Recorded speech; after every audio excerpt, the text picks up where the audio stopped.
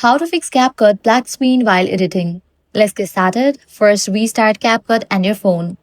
So first close the CapCut app and reopen it. Then restart your phone. This often clears temporary glitches. Next, clear cache for the CapCut, launch settings. Scroll and click on the option General. Click on iPhone storage. From this list, find CapCut. Click on Upload app. Click on Upload app, then click on Reinstall app. Then you can head back.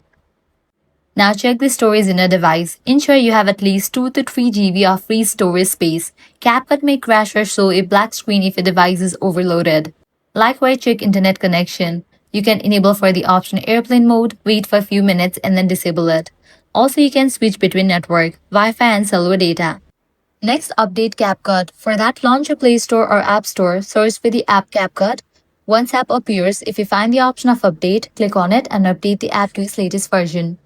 Next, try re-importing the video. The original clip might be corrupted. Delete the clip from the timeline, then re-import it from your gallery. And that's it. These are some fixes for CapCut black screen while editing.